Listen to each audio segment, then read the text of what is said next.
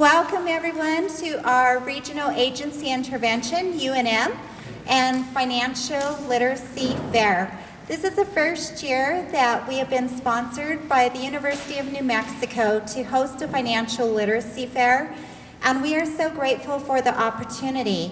We had 3 interns work the program, and they did a really wonderful job in flyer making, serving our community. And additional to that, they made some wonderful slideshows. We have 2 of our interns that are traveling or working today and weren't able to be here in person because emergency situations did arise. And then at our back table, we have Paul Reyes-Aragon. He is doing a couple of questions. If you could check in with him if you'd like to have any additional information about tax preparation. And we welcome all of our students here today from Team Builders. Thank you for being here to join us. And we're just so grateful for InBank, Wells Fargo, and Edward Jones. E.J. Johnson will be speaking shortly. And then we do have a nice presentation that will be given by Mr. Dillon Given. Additional to that, we have door prizes today. And Regional Agency Intervention is really working hard to support our community. We have a great event coming up September 20th, which we will need your help from the whole community in building awareness and recovery and remembrance. And last year, we had a really great turnout of over 250 guests. Our goal this year is to have a little bit more if we can. We can build up to 600, and we would be well prepared for that. So we just really hope that everybody enjoys this today. This is to bring awareness to our community here in Colfax County about financial literacy.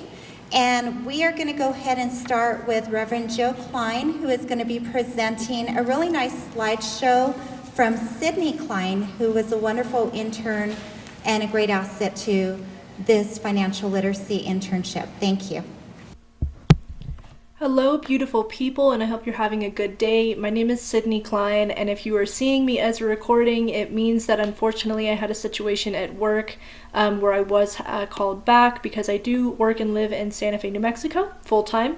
And so I apologize that I couldn't be there, but I still wanted to offer the presentation that I was going to do in person. So we will go ahead and get started. Today I want to talk about tracking income and benefits, and why that is important, how it can help with long-term stability, and some tools that I can offer you guys as we go through this. So this is just kind of what I'll be going through. It's short and sweet. I just want to give you a quick introduction to myself, go over some objectives, get into all of the important information, and show you guys some examples. So this is myself. I am the one of the interns with Raton and UNM Hero Financial Literacy course, the entire organizations that are running this event today for you guys. So aside from this project, I serve as a program coordinator at the Santa Fe Teen Center, where I work with 60 to 80 teens a night. I am also a co-founder and current board member of a youth outreach center in Taos, New Mexico. Through these roles, I've had the privilege of creating spaces where young people feel supported, challenged, and encouraged to grow. My passion lies in helping individuals unlock their full potential, because when people are given tools and opportunities to thrive, they not only transform their own lives, but also strengthen the communities around them. It is this belief that passion, purpose, and opportunity can change outcomes that drive my commitment to building brighter futures in at-risk communities, because that's primarily what I've worked with, but in all communities for that matter. So our objectives for today, I want to highlight tracking income and benefits, why it's important, share resources, and show tools that lead to stronger financial stability. And points to remember as we go through this presentation are just to know your numbers, use the tools available, and stay consistent. When individuals thrive financially, families and communities thrive too. Your passion, your effort, and your commitment to these small steps can create lasting changes, not just for you, but for the people around you.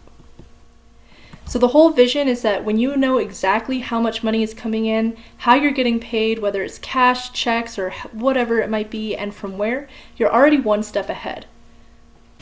Got a cat behind me. Whether it's your paycheck, child tax credits, SNAP benefits, or other support, keeping track helps you make informed choices, not just guesses. It's easy to underestimate how much we spend and forget about small sources of income, but when you write it down, or better yet, use a budgeting app or simple spreadsheet, you can spot patterns, avoid shortfalls, and start planning ahead. Tracking also helps you catch errors. Maybe your paycheck is short or a benefit didn't come through, and if you're keeping record, you'll catch it fast. So this is just a few different ways of keeping things in mind. So know your sources, your wages, your benefits, SNAP, tax credits. I have an example later on that has a little bit more of these, but anything that you get, any sort of money you get from a person, a company, the state, it counts as income. You want to be keeping track of that. So see the big picture, see where your money is from. It's going to help you avoid surprises. Keeping track means you're going to stay prepared. Plan ahead. It helps you set goals and build security. And it helps you empower yourself. Knowledge equals control. So I like to point this little thing out. Income plus benefits. Awareness helps you with smart choices, helps you with stability. When you know your numbers, you control your future. So these are just some resources and ideas for tracking income and benefits. Some of the most basic ways are paper. People will use a notebook or a ledger. Simple way is just to write down your benefits and expenses daily or weekly as often as you're getting them. You can do it in a printable form. You can type it yourself. And these ones are, I don't prefer these ones, honestly, just because it takes a little bit more time, a little bit more commitment. And I will show you the method that I prefer to use because the computer will also do the math for you. So if you like numbers and you like doing the math in your head, and it helps you remember it better, because sometimes it does, that's definitely one way that I would recommend to keep track of things. Another one is community financial literacy workshops. So for example, exactly where we are right now, or I guess where you guys are right now.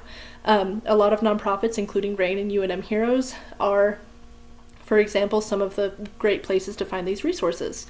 And then down here are some other local and community resources where you can possibly find classes or find a laptop or computer to use to do some of these things if you don't own one of those at home. So like public libraries, they're great resources, often offer free classes like that, and they also have templates available. A lot of public libraries will also have computers and internet available where you can log into your accounts and do it that way if you choose to do it online. United Way is a great one. A lot of community centers, teen centers, for example. I put that in there because that's where I work, and we do actually work with a lot of our teenagers on this. We have some classes and contractors that come in and do these sorts of like financial prep with kids before they go off into the world. And then volunteer income tax credit sites within your state. Some provide year-round income tracking tools, but it's definitely beneficial to look into that. So this is just an example. This is my preferred way. I came up with some numbers here on a spreadsheet, and this is just like kind of how I would lay it out. So I'll bring my cursor in here. As you can see, I have salary, SNAP, tax credits, unemployment, disability, utility assistance, Social Security. These are all really important things to know that you need to track. Some people will not think about that counting as income, but it definitely is something that does count. So you can see in here all of these numbers are added together to a total over on this right side to $22,000 annually for this fake person that I made up. And then in the same spreadsheet, you don't have to do this, but I went ahead and did it to give an example. Are your expenses for the month, so it helps you keep track of what you're actually spending, what you have to spend annually. You can break it down monthly and put things along here too to see that like exactly what you're spending on a month-to-month basis. I just didn't quite add that in, but it's very easy, and you can use the exact same formulas to get sums that I'll show you in one of the next slides. But then after this, I wish I had these savings, but this was just a good example where you'll see also later that I take these two and subtract them, so you see what you have left over to put to some other things that may not be an immediate living expense. So this is the next slide, getting into I'll go back really quick and explain all of these numbers in here. They're added together. I already said that, but it's using a formula. I didn't go through and count each number, and that's one of the great things that I love about using a spreadsheet is that you can just put in a little formula and it'll do it for you. So the next slide is kind of showing how you can do that through the options that they have, but I'll have the formula there so you can know how to type it in. So you would go to insert, and then you would come down to function, and you would go to sum. You click the cell that you want to add this in on. You do all this, and then you can see over here on this right side, it shows the sum. And so I went ahead when I did that, I just highlighted all of these sections and then it gave me the total for those ones. You can go through and you can add them individually, but it takes so much time. And the cells are going to be, like for example, up here it says B, and then this one is in 4, so B4. That's exactly what that one is, going all the way to M11. So it shows you all of the things here added together. And like, let me go ahead and move my face down here really quick because it'll show you up here. This is an example in the top right corner of how you would type it in if you were going to do that. But again, if you just do it the way up here where you go insert, it'll go ahead and put that in for you. And then you just need to select the cells that you want to be added together. And then down here, this next one was just an example of how I got those ones to add together. So I did the exact same process. I went insert function sum. And then as you can see in here down at the bottom, it says sum, but I went ahead and put the subtraction symbol there so that it subtracts these two numbers. And that's how I got the total of $8,100 after all of your expenses. So it really is just a good way to track everything that you're earning and also spending, so you really have a good idea on a month-to-month basis and an annual basis. This is a month-to-month, obviously, like just generally what you're getting. There will be weekly things that you get, like maybe I don't get tax credits, so I don't know. I went ahead and made a guess. I'm sure you're not getting tax credits every month, and then maybe your Social Security is coming in once a month, and I didn't add that one in. But it is definitely important to keep track of all of those things, and you can just add it in. You can just add a new row and put that in there easy. And as long as you add it above the cell that you've already put the formula in, it'll calculate the formula already for you. I wanted to go ahead and go on next to some other options, some apps for tracking income and benefits. Mint by Intuit, it's a free app for budgeting, tracking income, expenses, and bill reminders. This one, I'm not quite sure how to say that, but it's short for You Need a Budget, helps assign every dollar a purpose with strong goal-setting features. Every dollar is also free, simple zero-based budget app, easy for beginners. Good Budget, digital envelope system, great for families. Albert tracks income, bills, and even offers small savings features. MyBenefits.gov and that.gov, that's just based off of your state's benefits portal. So you can go in there, but I would recommend using one of the apps. I've never used that and I've never really seen it recommended, but I wanted to go ahead and pop it in there because I do know that it is something that has been used and can be used. But all of these apps are pretty easy. It's just on your phone and it'll go ahead and give you like a visual representation of exactly what you're spending. Some of these apps will show you diagrams and you can just go in and put in the numbers and the app will do all the work for you. So whereas I like using spreadsheets and seeing it because it helps me think about the numbers more. And the same reason I said some people may like writing things down because it helps them remember things better. An app can be easy. That's the day and age we live in. A lot of people will do that as well. So these are just some that I think would be good to look into if that's the route you decide to take.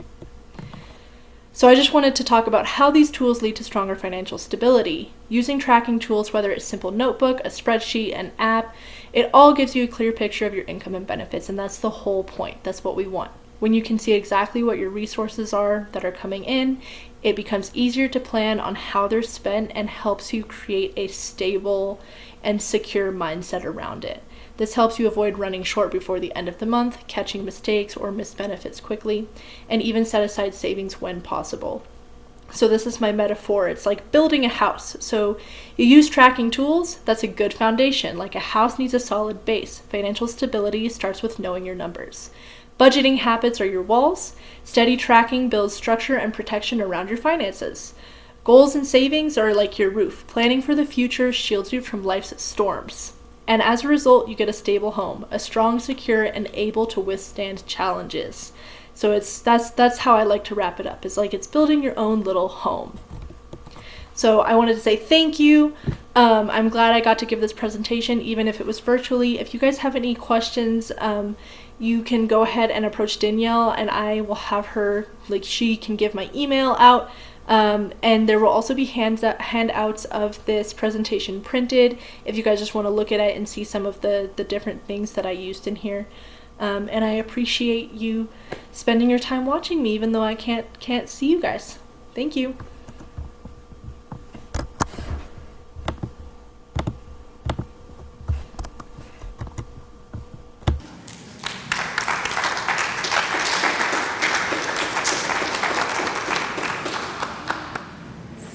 Thank you, Sydney Cline. Great job. That was a lot of fun to watch.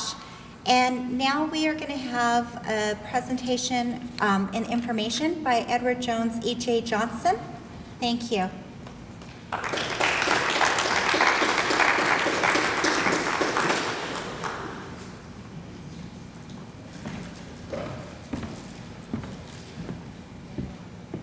Good afternoon.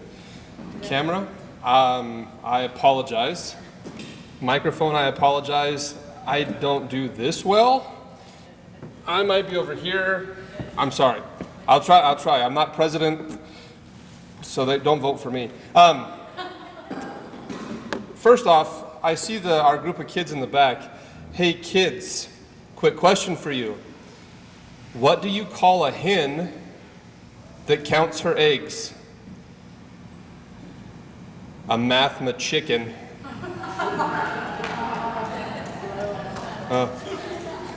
Anybody follow SpaceX and any of the stuff going on with SpaceX? Anybody watch that?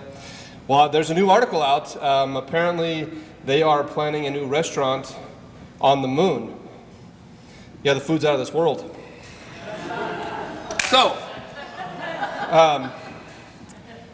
okay, one more. All right.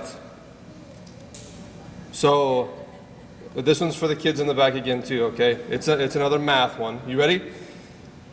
How do cows do math?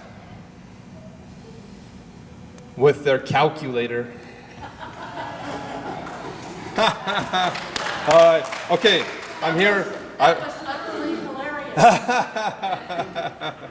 All right. Okay.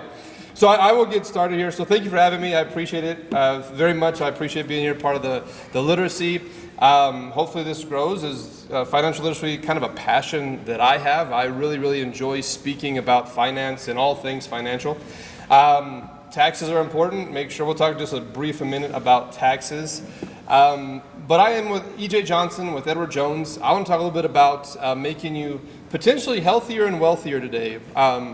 Great calculator there. That was Miss Cline, is that right? Miss Cline, giving you some spreadsheets and some advice on that. That's always good to track what you're spending. But how many people in here want to be a millionaire? Everybody raise your hand. That's everybody. Everybody wants to raise your hand, right? How many people in here want to be a little bit healthier? Oh, let's raise our hand, right? Okay, we all want to be a little bit healthier. How many in here really like the ability to be able to put those things together? Healthier and wealthier, right? We like that, right? Okay. So a couple questions, but while we talk about that, so one of the ways we talk about that is saving. That's part of the math calculation. So I always say this, you have to pay yourself first, whether you're saving in your 401k through work, whether you're have an IRA account, a Roth account. There's all kinds of different kinds of accounts. You can just have a regular investment account that you're saving in. We have some fine banks here. You can save at the bank. They keep it safe, right? Any mass robbers over at Child's Place recently? No? Okay. I'll be by later. No, I'm kidding. A benefit of that is paying yourself first is the most important thing. Can we help anybody if we can't help ourselves?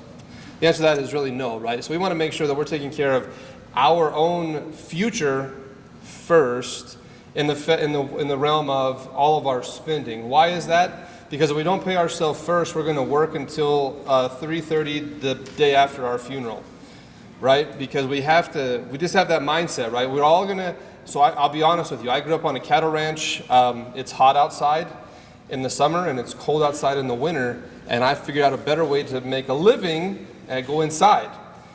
My dad thought better. He's like, I'm going to work here until I die. And that's you could do that. You very well could do that. The problem with that is most of us can't. There's this thing, I see one of our doctors in here. I was told by one of my fellow doctors that I had a disease called AGE. Age. Right? None of us get to beat the clock. I don't care how healthy we are, none of us get to beat the clock. Essentially, we all leave feet first out of some door at some point in the future. And so saving for ourselves first really matters on how we retire and spend our golden years, right? So we want to make sure that they are spent how you want, not how somebody else decides, right? Does that make sense? We want how you want, not how somebody else decides, meaning that we don't want to be in debt to people. We don't necessarily want to have to own a car or do some of these kind of things. If we have saved properly, we have now put ourselves in a position where we're in control, as opposed to somebody else telling us when and where we have to go. You still have to show up to work. Now that is the fun thing. So when we retire, a lot of us start a second career. I've always heard that. And a lot of times that second career is what we love. It might be doing what Miss Danielle does and going around doing seminars, or my career is finding summer indefinitely at all the beaches in the world. That will be retirement for me. I'll make that a career myself. But we want that. So that's what we're kind of planning for, right? And so how do we do that? How do we do that? That's a great question. I'm glad you asked. I will try to give you the answer here in the next 10 minutes. So, okay, I'm about to age myself. No answering over here. Okay, he knows. I coached TJ, so not to age TJ, but he's got a kid now and some of that stuff. So, question for you is this, is who was alive to watch the Dallas Cowboys win their last Super Bowl? Some of us were alive to watch do that, okay. Those of you not alive, were you born? Do you remember the Dallas Cowboys winning a Super Bowl? Anybody in the back row back here? You don't remember the Dallas Cowboys? Okay, the Dallas Cowboys won their last Super Bowl in 1996. Yeah. I'll let you do the math on that. Now the other fun question, who knows what the S&P 500 closed at the same weekend the Dallas Cowboys won the Super Bowl? Not a lot of us, right? Not a lot of us. Well, I'm a nerd, so I looked it up. The S&P 500 closed in, I think it was like January, I think the Super Bowl was like January 13th that year. I looked up January 14th just as an average. It was 669 points. Who knows what the Dow Jones closed at today? That was the Dow. The S&P closed today at 6,400 points, 6,411 points. Almost a 6,000 point increase. Now, why do I say that? How many people in here, when I say invest in stocks, kind of hold their breath automatically? They go, right? How many people in here think that investing in stocks is scary? Somewhat. We had some people. Scary, right? Why is it scary? Because it's uncertain, right? We're always told there's risk. You could lose all of your money. You could lose all your money. They tell us to put it at the bank. You could lose all your money. There's truth in that. I will not tell you that there's not truth, that you potentially could lose all your money. But here's the reality of what happens when we invest in the stock market. So when we pay ourselves first, we're actually purchasing shares of companies. We live in Raton, America. Most of us, I think, in here do. How many of you have ordered anything off of a small little company called Amazon? All of us, right? Okay, one more bad joke. If my wife was a Transformer, you'll love this one back there, maybe kids, I don't know if y'all watch Marvel, but if my wife was a Transformer, we would call her Amazon Prime. That would be her name. Honey, if you're watching, I love you. You're beautiful. Which she is. She's a beautiful lady. But we all order that. How many people in here know this small company called Nike? All of us know Nike, right? How many in here have one of these? Everybody, right? We all have a phone, whether it's a Samsung or an Apple or an Android. For those of us who are in the old century, your Android. No, I'm kidding. How many people in here eat food? Right? How many people in here drive a car?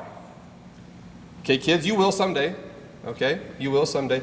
The reality of that is it's fun to be able to say those things, but that's what we're buying when we're buying shares of a company. We are not buying Wall Street. Like that, Wall Street really gets kind of a bad name. Those fat cats on Wall Street, right? They get a little bit of a bad name because while there is some truth in those fat cats on Wall Street, without talking about them at length, really what they're doing is, I'm going to Smack that thing.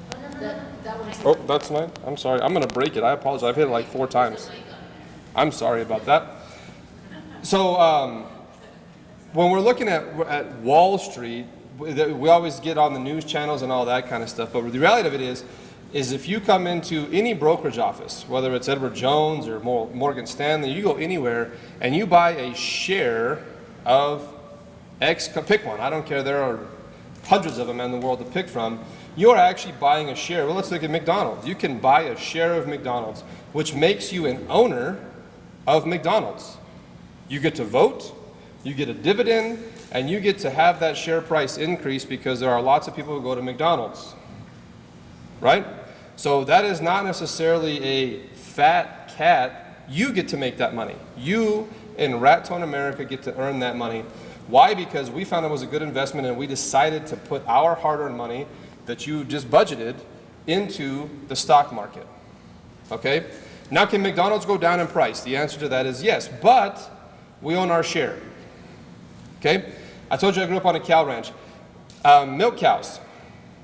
Milk cows you buy for milk. The price of cows can go up and down and up and down and up and down, but we're buying the cow for the milk. And that's really what we do when we're talking about the stock market and making sure that we're paying ourselves first, okay? Now, I'm gonna plug our fine banks over here. So I always believe that you should have some cash sitting where you can get to it. You need to be able to get to your cash within 3 to 6 months of income. I am really sorry. I'm gonna hit that thing. I apologize. I'll do this. And I'll try to do this. But so as we want to put some of our money in savings. That's where our immediate comes in from our banks. Longer term, okay, your 3, 5, 30-year money, I would always suggest to invest. And the rationale behind that is the rate of return on those funds comes up a lot quicker over the long period of time. So again, going back to 1996, that's roughly 4 years ago. I'll say it's 30 years ago, coming up here in just a few months. Over a 30-year period of time, if you put $100 into the S&P 500 in 1996, I wish my dad would have, you'd have close to, that's like 4,000% or something dumb like that on your money. And then, oh, by the way, you get all your dividends to reinvest, and so you have more shares, and all of a sudden, now you're living on your dividends, and you are following summer around the world, wherever you're going. So I say that because the stock market really isn't something that is a scary thing. It's more of an investment vehicle when we break it down into what we know that we use every single day. And I mean that you use every day. Your iPhone, or your Samsung, or your television, or your car, the gas that you put in your car, Nike shoes. I'm wearing boots today. But you can buy shares in a vast majority of companies across the spectrum of any sort of financial tool. Now, I have 3 more minutes. I'm going to do this on this, the last part of this. When we're talking about the stock market specifically, I want to reiterate that you do not have to be wealthy to begin. How many people in here think you need $100,000 to invest in the stock market? That is great. Great job, Danielle. They're literate. We can go home now. Okay. That is great news. You don't have to have a lot of money. I told you I'd make you healthier and wealthier. I'm glad I see a lot of people drinking water, but how many people in here happen to stop by Sonic too often during the month? Okay. If you get a drink at any one of our local businesses in town, you're spending $2.50 roughly on a 20-ounce bottle of soda or Gatorade or any of those things. And sometimes we do it more than once a day. I enjoy our coffee shops, and I go there too often. One is on the easy way in, and one is on the easy way out of town for me, and so I stop. If I drink one less coffee a day, that's $5 a day.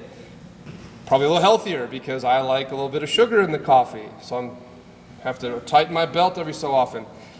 I say that because if I change a little bit, one small habit, if I drink one less soda or one less cup of coffee a day, that's roughly $50 a month, give or take a few pennies inside there. And if you were to put $50 a month in any account with an investment return of somewhere around 8 to 10%, in a short amount of time, you can put away roughly $60,000 over a 30-year period of time. And you can check my math. I can show you over that same 30-year period of time, with that 30 years, $40,000 that you saved, with that rate of return, you're looking at very close to $500,000 or $600,000. That's math, it's factual, and I can prove it over and over and over and over again. So again, I told you, healthier and wealthier. We put in a small amount, the market gave us a large amount. Now we can live on that. That's your money. You have to pay taxes, but it's your money. And you get to earn that over and over and over again. And that is why I very much so believe in the stock market and financial literacy. So everybody in this room, we need the banks, we need investments, and we need people. We can't do our business without y'all. And so we need you to be savers, investors, and really borrowers in our economy. And that's the last thing I'm going to talk about, is the brief 2 seconds on the economy. Everybody wants to blame the president, right? Regardless of whether it's Republican or Democrat, everybody's going to go, it's his fault, he's in charge, right? And then they're the really good ones at it. The presidents are really good at blaming each other. I inherited this mess. How many have we heard that time? We've all inherited, I've inherited this mess, right? Well, they actually asked for the job. They didn't really inherit anything. But the reality of it is this, did they tell you to go to McDonald's? No. Did they tell us to go to Walmart and buy our groceries? No. There isn't a politician on the planet that makes us spend our money. You and I, are the American economy. And so we can hear the headlines, and yes, they move the market, and there's certain things, like I'm oversimplifying it a little bit, but I really want to dial it in to say and remind you that you really and truly are the American economy. There isn't one person in this room who is not part of that. Because if you spend $1 or earn $1 in America, you, in fact, are the economy. And so it's not the politicians in Washington or Santa Fe or wherever they're at. It's really you and I, and we get to decide on which stores we go to. The stores that you go to the most, buy their stock. You get their dividends coming back to you, and so it kind of helps offset some of those costs in the long run. And so that is my 15 minutes that I had. She said I had 5 minutes for questions. I would be happy to take some questions on that as far as that's concerned. If not, I'm happy to get my bald head off stage, or I could tell bad dad jokes for another 3 or 4 minutes. So I will open it up to questions if y'all have we have a couple minutes for questions. Yes, ma'am. What's the smallest amount that somebody can come to you to invest? The question was, what is the smallest amount somebody can come and start an investment account with? The answer is $10. We can really start an account with $10. I would give you a suggestion. I would try to start with at least $50. $50 a month really kind of gets everything started and rolling. But really it is not, there is not a set limit of amount of money that you have to start with. I'll answer that question this way. My job is not to make you wealthy today. My job is to make you wealthy in the future. It takes a minute, and so it's not an immediate get rich quick scheme. I will tell you that. Yes, sir. How much does it cost for your service? I'm sorry. What does it cost for your service? Cost for the service. The question was, how much does it cost for the service of Edward Jones? The answer to that is it very much so varies.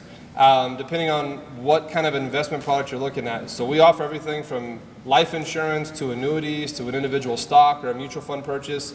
I'm going to broaden it very wide here. This is just kind of an average. It's about 1.5 percentage points a year depending on which mix of products that you have. And so that's a asset-based value. So if you have $10, 1% of that's like a penny or something like that. So, okay. Yes, ma'am. You guide people through the difference between keeping some in cash, some in bonds, some in stocks. So for diversity, or do you do just stocks?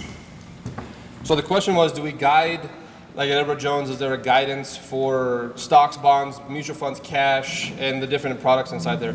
The answer is yes. When you come use a financial advisor, their job hopefully is to guide you in where you should be at with your investments. And so that's based on every individual. Everybody's different.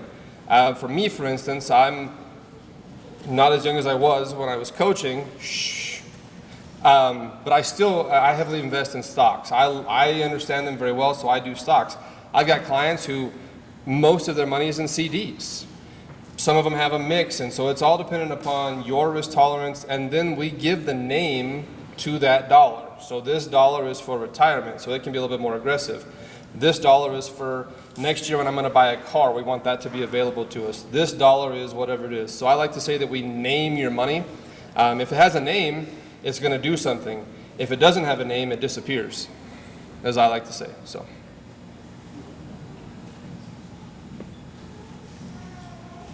Any other questions? What's my favorite beach? Oh, wow, that's a hard one. My beautiful bride and I probably would have to tell you, we were in St. John's about 10 years ago, and there's a beach there, I think it's called, I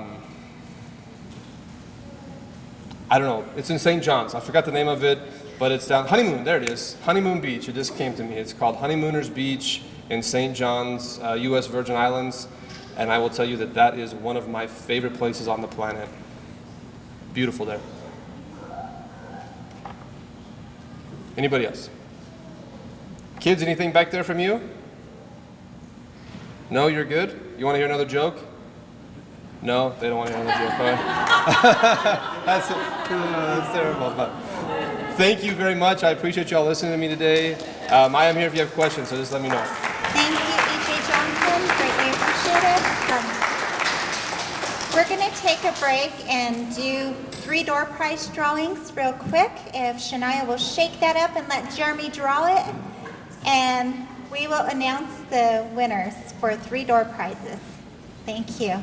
And we just really appreciate everybody's time today and coming out to this event. Okay. And then Peg, whoever wins, Peg will give out the prize for it. What are we drawing for, Miss Peg? 3 of them. Grab 3 of those prizes that we're drawing for. Thank you. Okay, thank you, Jeremy.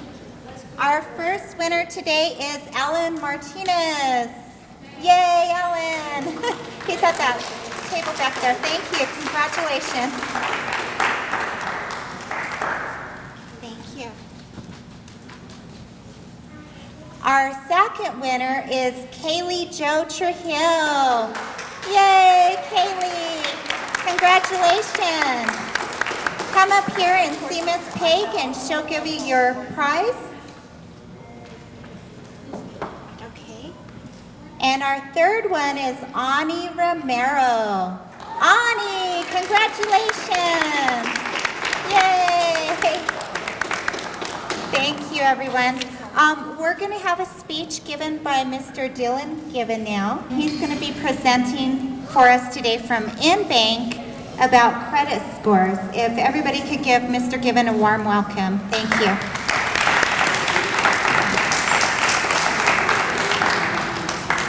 And before we do that, I just want to share a little bit about the UNM literacy. There is a lot of opportunities for our youth in our community, and we're working really hard to bring internships to our community. We work very closely with the WIOA program, and it is at a standfast right now, but they are starting to move forward again.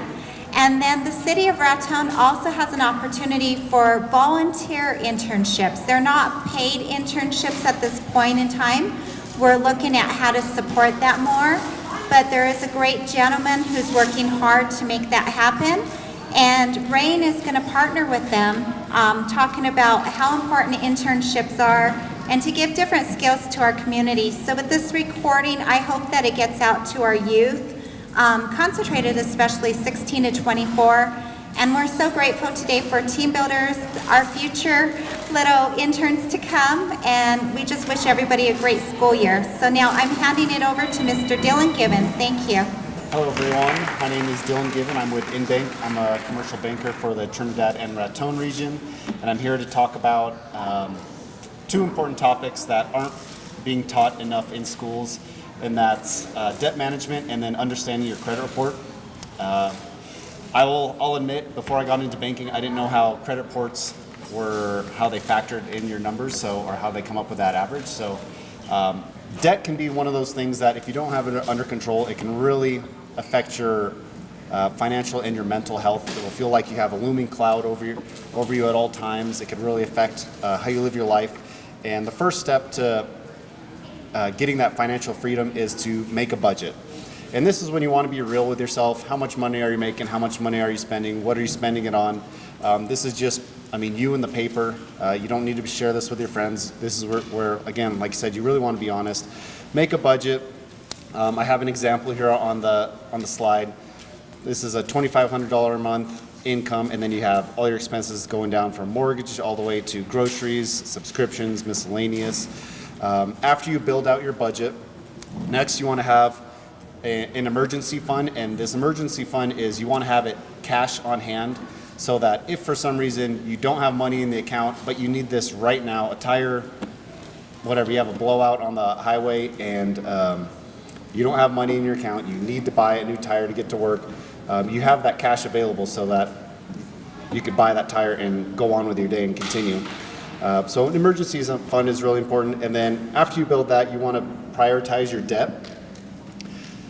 And we'll get into a little bit by what I mean by that on this next slide, because prioritize your debt as well as snowball debt payments kind of go hand in hand here.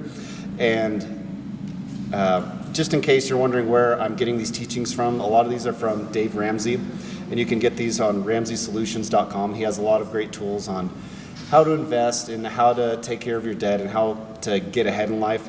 And then I also listed some budgeting apps, Monarch, Good Budget, Pocket Guard, or even Excel. I kind of like Excel because I like to nerd out a little bit and build my own little formulas and charts and that kind of stuff. So that's what works best for me. But if you like a more simpler approach, there are other free apps out there. So then we get into an example of what I mean by snowball your debt payments. A lot of people think you want to focus on your whatever monthly payment is the smallest, but in reality, you want to focus on whatever balance you have that's the smallest, the debt that'll get paid off the soonest. And if you look at my examples, in example number 1, we have 4 credit cards, Capital One, Lowe's, Kohl's, and Cabela's. And then I have the highlighted one, Lowe's. It's a $2,000 remaining balance. This is the one you want to pay off first, because once you have that paid off, and just I'll do a quick pause, you want to be making minimum monthly payments on everything, but then on Lowe's, you'd want to do whatever you can afford on top of the minimum monthly payment. Then once Lowe's is paid off, then you get into example number 2. You can see Lowe's has been removed, but we're going to add that $50 minimum monthly payment on top of the $20 Cabela's payment. So now we're making a $70 a month payment towards Cabela's, paying it off even quicker. Then once you pay off Cabela's, you get to number 3. You can see there's Kohl's. Now we're having $95 a month going towards the Kohl's card, paying that off a little bit quicker. And then in no time, you'll be doing $170 a month payment towards Capital One. And that's not, you're not increasing your monthly expenses. You're still doing all the minimum payments, because all along you've been doing $170 a month. It's just now you're becoming more strategic about it and eliminating those ones with the smaller remaining balances first. And my next slide, I have kind of what I consider a last resort, your parachute, I guess, your emergency parachute. If you're falling, you just can't get ahead. You've tried the budgeting. You can't seem to even build an emergency fund. You're just getting so far behind in debt. That's when you want to consider a debt consolidation loan. Who's eligible for that? Every credit institution is a little bit different, but there is a minimum credit score, a debt to income of 43%, and that is your annual debt divided by your annual income. And then depending on whether you do unsecured or secured by collateral, those are a couple different options. What is it? Just a brief definition: the process of combining multiple debts into a single new loan, often with a more reasonable interest rate and terms. And then when should I apply? Kind of like I mentioned, if you're getting too far behind, you can't seem to make progress, budgeting's not working, you can't get that emergency fund, that's when you want to consider a debt consolidation loan. Where do I apply? You could do it online or at your local financial institution. And then why should I apply to get out of debt quicker? And then we get into our credit report section. And before I got into banking, I thought a credit score was essentially just your payment history. You have debt, pay it on time, pay it off, and you're good. You're going to have an 850 credit score. Well, that's not really the case. Payment history really depends on how you look at it. It comes out to about 50%.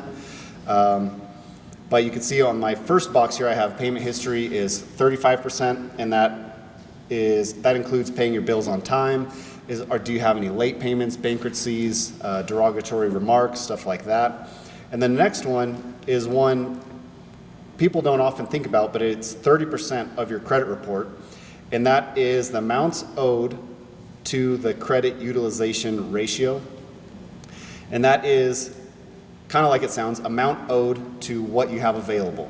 And that perfect number is 10%. So if you have a credit card that has a 10% available balance, you really don't want to go higher than $1,000 because that'll be 10% of the total available balance. And I know it's hard to do, but that's kind of how they find that perfect number is 10% of what you have available. Length of credit history, you want to have a long history of repaying your debts on time.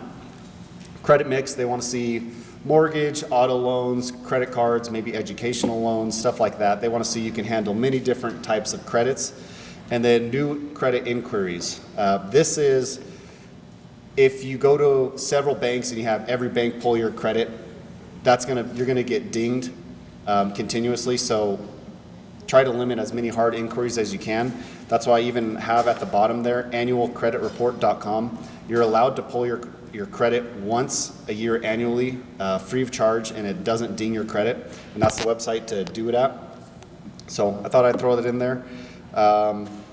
And just so we're all on the same page, a credit report is a 3-digit number ranging from 350 to 850 that represents how likely you are to repay your debts. And then a couple little tips as far as closing your cards. So we talked about snowballing your debts and getting them paid off. A separate discussion is whether you want to close those cards or not. And the answer is it can affect your credit score. It likely will, but it's not guaranteed that it will affect your credit score. And it's also worth noting that you have to initiate the closure if you want to close your credit card. The banks love to auto-renew those credit cards. They'll just send you another one in the mail. So if you do want to close it, it's up to you to close it. You need to call your bank and get it closed. So how closing your credit card can affect your credit score is, number one, your utilization ratio, which we talked about. That's this number 2 box there. You lose your available limit. So now your total available credit has gone down significantly, so your utilization ratio would increase because now you have more debt to what's available. So that's one way that your credit score would reduce. And then the second one is if you close a credit card with a good history, a long history of good repayment, that's where it's going to affect you because now you don't have that long history proving that you have good repayment history.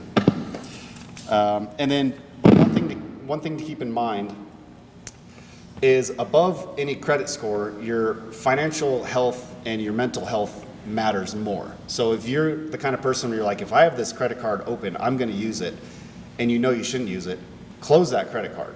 Like your mental health and financial health is 100% more valuable than a credit score.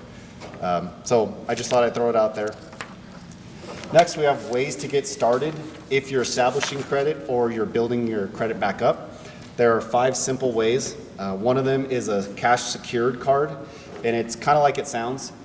You go to a bank, you give the bank $500, and you say, I want a cash secured card. That card has a limit of $500, so you can spend it up to that limit. And if for some reason you fall behind in your payments and you can't make your payments, the bank takes that money that you pledged as collateral and pays off your card and then closes the card down, and now you're square. But that is one simple way to start establishing credit or start building up your credit. Another way that a lot of people don't think of is the authorized user, and that's when you have a close friend or family member that has good credit, and all you're going to do is ask to be a signer on a credit or an authorized user on a credit account. You don't have to have a card. You don't need to spend the card on it, but just having your name on that account will help build up your credit.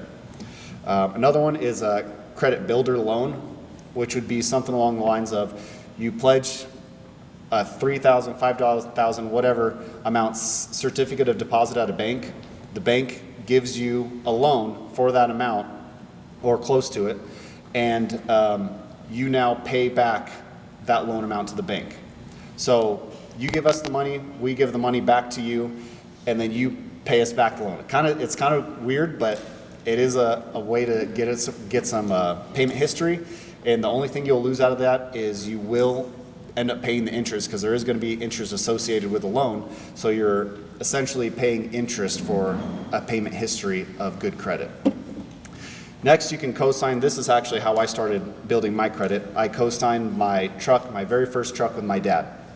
Getting out of school, I didn't have any credit, didn't have any money, so we co-signed together on the truck. He had good credit, and that's how I got started. That's another way to build credit. And then the last one is you could also get a starter credit card, which is low available balances, monthly payments. Interest rate might be a little bit higher than your typical credit card, but it's a starter card. You're not meant to go crazy with it. It's meant to, you pay groceries and then pay it off. And it's a great tool that you can use. So next, if you're the kind of person that already has bad credit and you're looking for ways to improve it, just kind of a recap. Number one, you want to pay your bills on time. That came out to about 35%. Reduce credit card balances. Remember, we're looking for that 10% is that perfect percentage you want as far as debt owed to available balances. You want 10%. Keep old accounts open. If you have a credit card that you've had since you got out of school and it's not killing you and it's paid off, maybe keep it open, because that's going to be your longest credit card with the longest history. Diversify your credit mix, auto loans, mortgages, education loans, credit cards, that kind of stuff.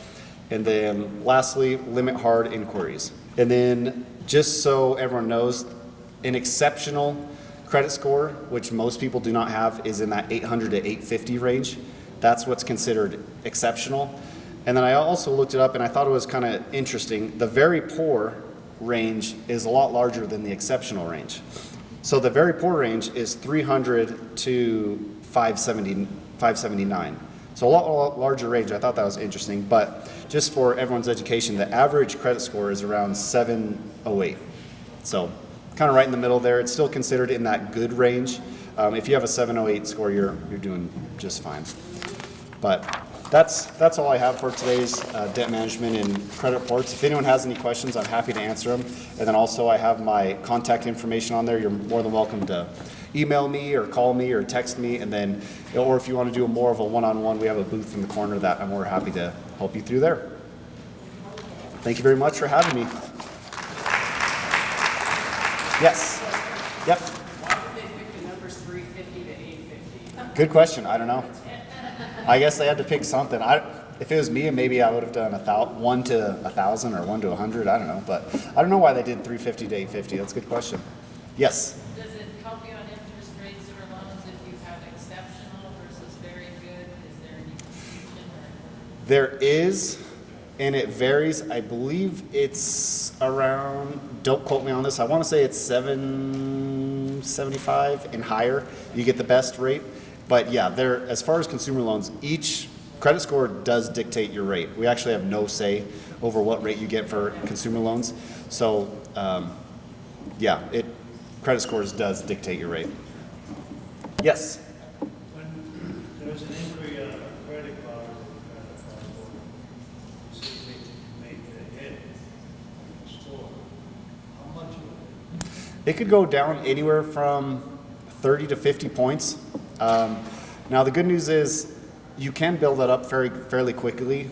From what I've heard, inquiries, they do hit, like I said, it's 30 to 50, but in a few months, you might be able to get back to right where you were. Yep. Any other questions? Awesome. Well, thank you very much for having me, everyone.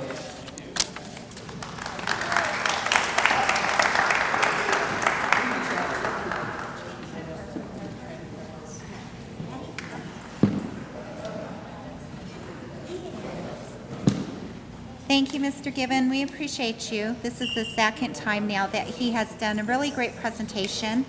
We're going to go ahead and do the rest of our door prizes, because after this we just have one more slideshow from our intern. And then also for Reyes back there, if you would need any additional services, in some different areas. I'm going to announce that after we do all these door prizes. You'll just go back and visit at that blue table back there where the printer is to gain more information. Thank you. Okay, so our first gift certificate that we're going to draw for is $100 from Hammer Forged, Elizabeth Ortega.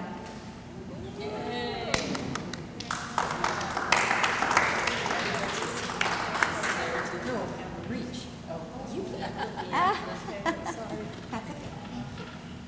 Okay, and the winner of that is, oh, she's gone. We will give it to her though. It is Edith. Edith Archuleta. Okay. And then we are going to go ahead and draw for a $50 gift card. Is that 111 Park or can you check it? So it's $50. Oh, it's $150. This is $150 for Sage Coffee. $150. Wow. This is a huge gift. How nice. This was sponsored by Edward Jones, E.J. Johnson. Okay.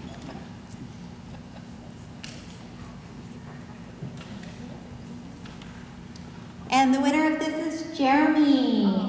We will make sure that Jeremy gets this gift card.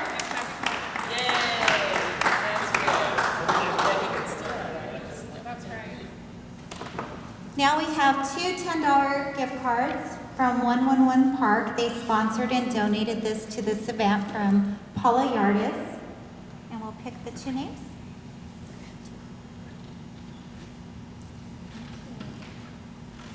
And the winners are Peg and Miss Lenore Barfield. Yay!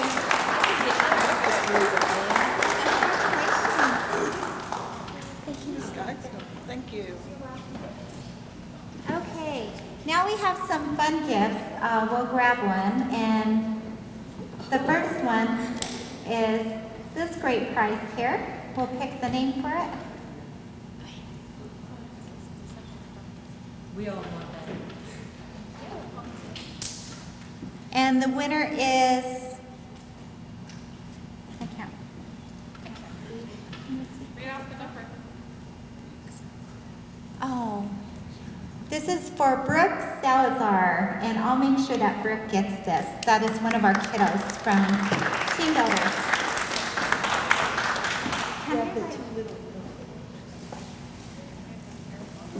And then these were donated from InBank. We really appreciate these nice prizes here. This is from the Pack Rat Gift Shop, and then we also have that they donated from InBank. And we'll pick two names.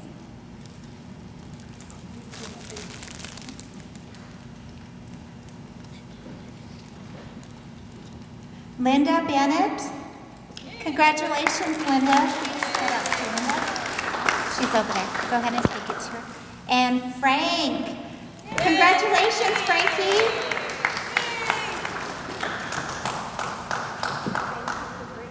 Okay, our next door prize is this Hershey's S'mores blanket. It's really soft.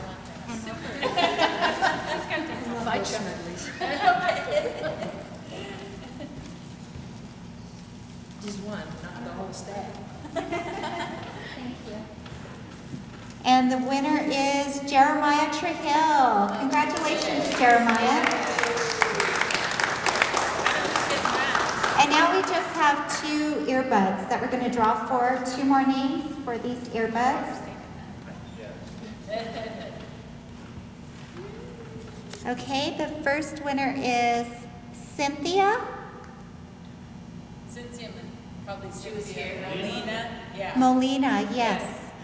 Do we know how, oh, there's a phone number. We can write that down for Cynthia. And Adriana. Congratulations. Thank you all. We really appreciate everything. And now I'm going to talk about the additional services. Did you bring my phone, Trina? Can you grab my phone? I think it's over there.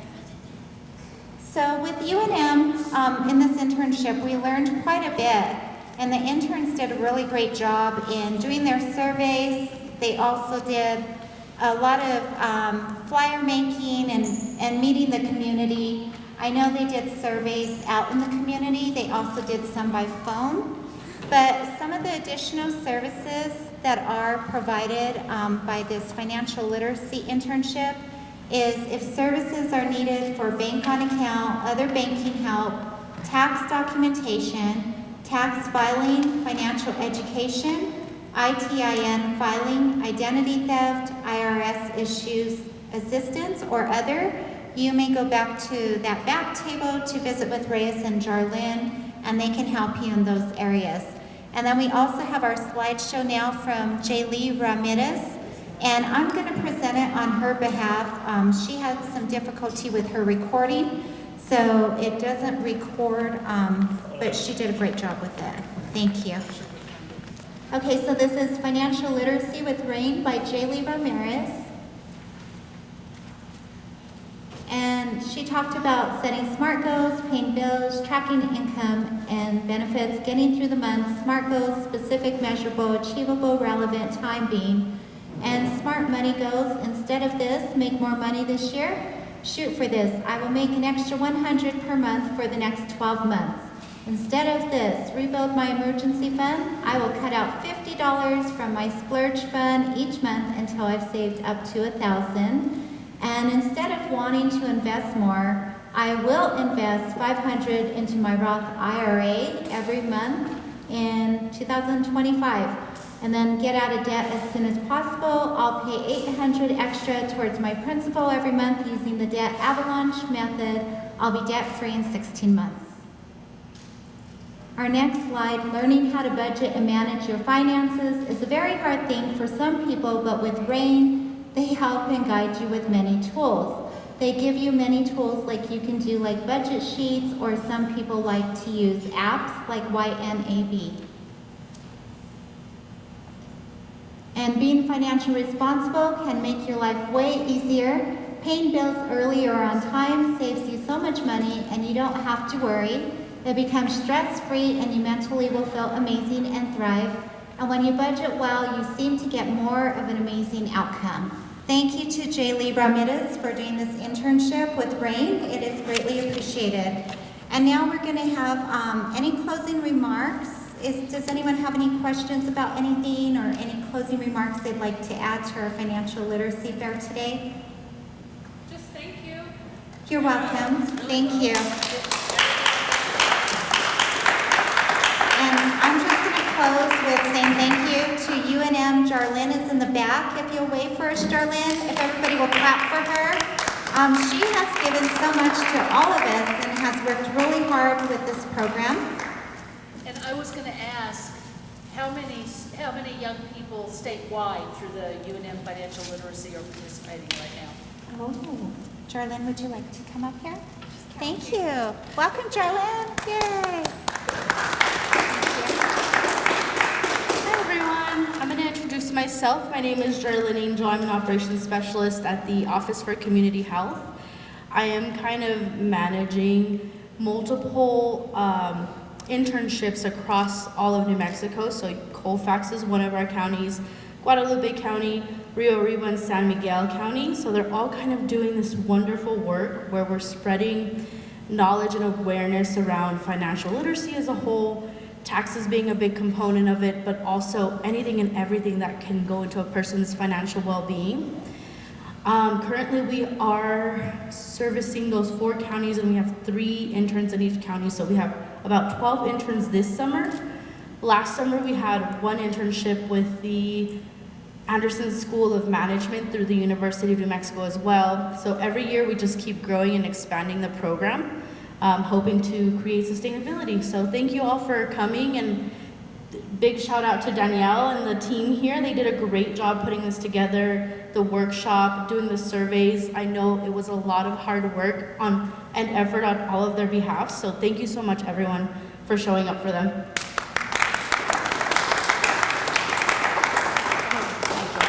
Thank you, Jharlyn. So yes, we're truly grateful for the University of New Mexico. Just to give some awareness out to our community, I started with the University of New Mexico as a Colfax Partner Hero, and it was an independent contract under the Center for Community Innovation. back in 2021.